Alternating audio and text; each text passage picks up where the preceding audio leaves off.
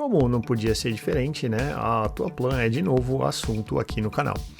Aliás, esse canal acho que talvez sequer existiria sem ela, dada a minha paixão pelos jogos deles, mas, bom, isso tudo vocês já sabem, né? Tem inúmeros vídeos aqui em que eu tô falando isso, não só da empresa, quanto dos jogos deles. E até por conta disso, vocês também já sabem que ela tá mais viva do que nunca, pelas mãos da M2, que vem lançando as coletâneas do Toaplan Arcade Garage, né, com versões modernizadas dos jogos aí para consoles, que são espetaculares e conhecidas de vocês já. Também tem vídeos meus aqui das duas que já saíram, e bom, vocês sabem que eu adorei as duas, né? Mas, ok, isso é uma realidade para quem joga em console. E o público de PC? Pois é, até hoje isso era um impasse danado, porque quem joga em PC ficou sem esses lançamentos, né? E bem, eu tenho uma boa e uma má notícia para dar para você. A má é que não, a M2 não vai lançar nada para PC, tá? Vai ficar só nos consoles mesmo. Mas, em compensação, a boa é que a Bitwave vai suprir essa falha e vai portar para PC os clássicos de arcade da Toaplan com todas as melhorias e modernizações que eles merecem. E antes que você venha me perguntar se eles vão fazer um trabalho ou não, se eles fizeram um bom trabalho ou não, porque os jogos já saíram, principalmente comparado com os da M2, porque é a comparação mais óbvia que tem que ser feita, né? Fica tranquilo, porque sim. Para começo de conversa, a Bitwave é uma empresa que tem especialistas em emulação que criaram nada mais nada menos que o primeiro emulador das placas da Toaplan da história. O Shark, esse emulador em questão, foi criado pelo Carl Heinrich Skarted e Magnus Danielsson há 25 anos, lá na década de 90, ou seja, muito antes da M2 sonhar em mexer com qualquer coisa da Toaplan, os caras já estavam fazendo isso. E o Carl, o primeiro deles, está na Bitwave. Ou seja, tem alguém que entende de como fazer a emulação desses jogos ficar perfeita, é esse cara. Ah, e não se preocupa que isso não ficou só na especulação não, tá? Eu joguei os 4 jogos que acabaram de sair e posso dizer que foi feito um trabalho primoroso. Não só eles entregaram tudo rodando perfeitamente, como encheram de melhorias que não devem absolutamente nada para os lançamentos da M2. E em algumas coisas eu acabei gostando mais até da versão da Bitwave, da melhoria nos jogos. E se você está curioso para saber como é que ficaram essas versões, fica tranquilo, que tem muita coisa para falar delas, eu vou falar bem detalhadamente aqui. Mas antes, eu quero só pedir para caso você goste do que vai ver aqui no vídeo, deixa o seu like, assina o canal, compartilhe o link com seus amigos, para ajudar a gente a continuar crescendo, e vamos falar do Toaplan Arcade Shoot 'em Up Collection Volume 1 pela Bitwave.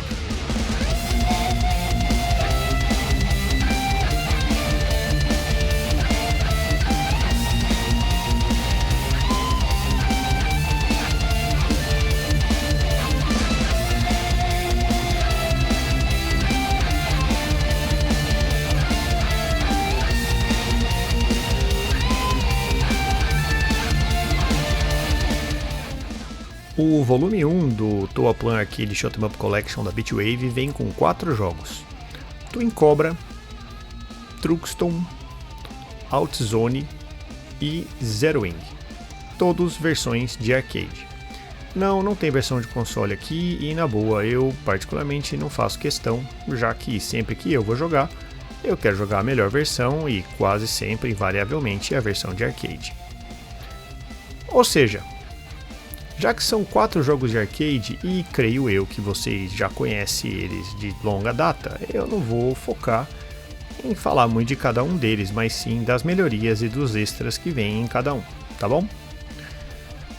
Em todos os jogos, quando você dá pause, aparece um menu com várias opções, sendo elas as opções de vídeo, que primeiramente apresenta um modo que permite que você veja o jogo em modo full screen ou pixel perfect, rotação para quem quer jogar com o monitor em modo Tate, inclusive virado a cada 90 graus, ou seja, não tem problema do seu jogo acabar virado para um lado errado, dispensando que você tenha que sequer encostar no monitor para acertar qualquer coisa. Os ajustes de contraste, brilho, saturação, são todos ali, permitem um controle bem detalhado e deixam que o usuário regule os parâmetros do vídeo assim, do jeito que quiser. O modo Scanline também, que, apesar de ser bem bonito e ficar lindo em LCD, também permite que o usuário mexa em qualquer parâmetro, podendo mudar ele completamente. Nas opções de som, tem Sound Test, que é algo que nem sempre está presente, e dá para inclusive desligar a música durante o jogo, se é que tem alguém que faz isso. Dá para configurar os controles do jeito que o jogador quiser, inclusive envolvendo o teclado, para quem não é fã de joystick.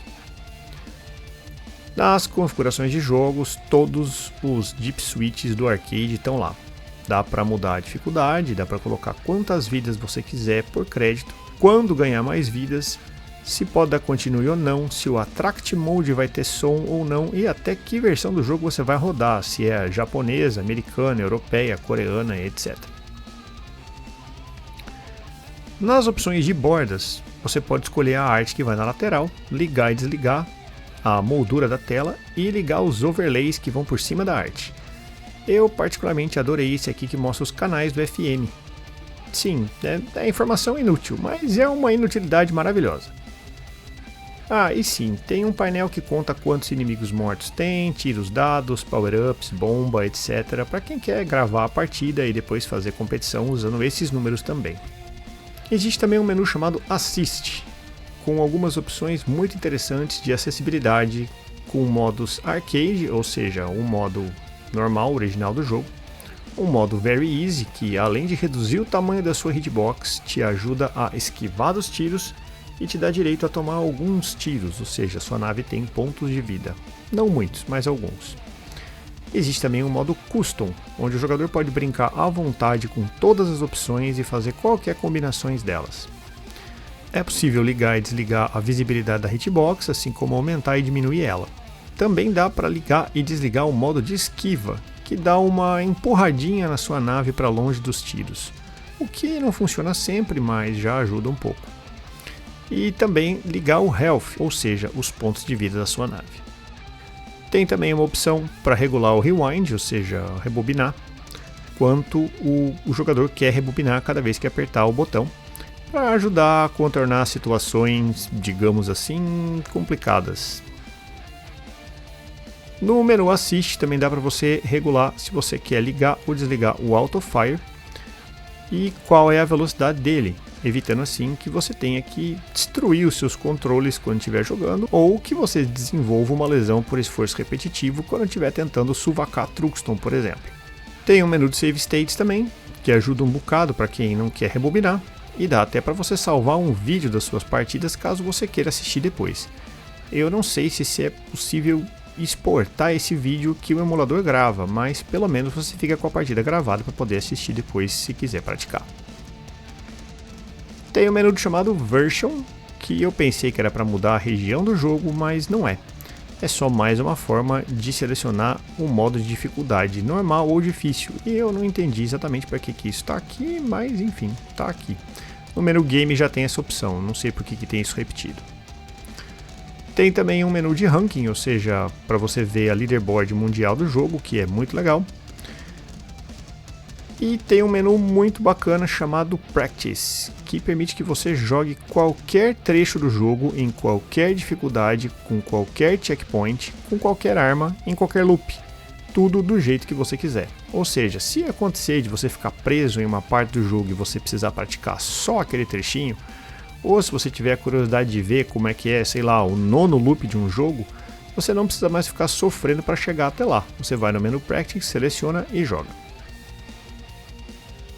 Durante todos os jogos é possível rebobinar a partida para fazer, como eu já falei, assim, ajustes técnicos de performance, usando o botão R1 do controle, ou ainda acelerar certas partes do jogo usando o R2.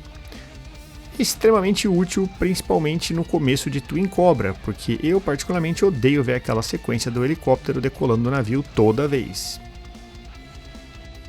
Os jogos têm uma porção de achievements também, ou seja, se você é caçador de troféu, já sabe que aqui tem para você.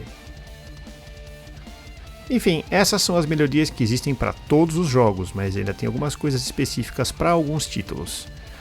Em Twin Cobra e Truxton, por exemplo, além do modo normal, você pode jogar no modo Wide, que não se preocupa, não estica a tela em 16:9. O modo Wide usa ela em 4x3 ao invés de 3x4, permitindo que o jogo rode em uma tela maior. Não é só uma mudança gráfica não, os inimigos entram antes na tela e você pode usar o espaço maior para se mover, ou seja, a área jogável do jogo fica realmente muito maior. E sim, isso causa um aumento na dificuldade, já que altera toda a sequência do jogo com a qual os jogadores veteranos já estão acostumados. E todos os tempos de reação, as aparições dos inimigos, os movimentos têm que ser todos calculados novamente. Em Truxton, eu achei que o jogo não mudou tanto nesse modo Wide, mas em Twin Cobra é um modo muito mais divertido de jogar, porque ele fica bem diferente.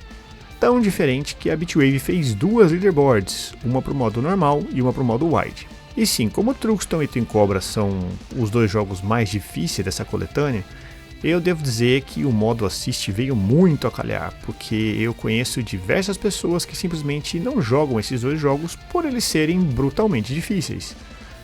Agora, se você tem qualquer dificuldade com eles, é só ir no modo Assist, regular o jogo para que ele te atenda e jogar do seu jeito. Ah, e melhor de tudo, né? Os menus não estão em japonês. O problema que os ports do M2 têm é que, sim, eles têm muitas opções, mas se você não fala japonês, você não entende nada do que está selecionando. Parece que eles estão mudando isso agora, mas eu lembro bem do sofrimento que foi com o Battle Garega Revisão 2016, porque só tinha a versão em japonês. O port de Zero Wing também ficou muito bom, e eu gostei especialmente de jogar esse jogo usando as scanlines. É um jogo colorido e bonito, mas por algum motivo eu achei que dos 4 foi o que ficou melhor nesse modo. Ele ficou particularmente maravilhoso na tela do Steam Deck, aliás, todos os jogos rodam muito bem no Steam Deck sem qualquer problema. Mas o jogo que eu realmente estava esperando nessa coletânea era o Outzone, que era exclusivo dos arcades até esse lançamento. Trata-se de um run and gun tipo Commando ou Ikari Warriors, que é incrível e muito divertido. Não é tão difícil quanto os outros jogos da Toaplan costumam ser, e ele é muito bom para jogar em modo cooperativo também. Dessa coletânea, ele é sem dúvida o meu jogo favorito, e eu fiquei muito feliz que ele finalmente foi lançado para consumidor doméstico. Se você nunca jogou Outzone, olha, agora é a chance, e esse port da Bitwave ficou magnífico.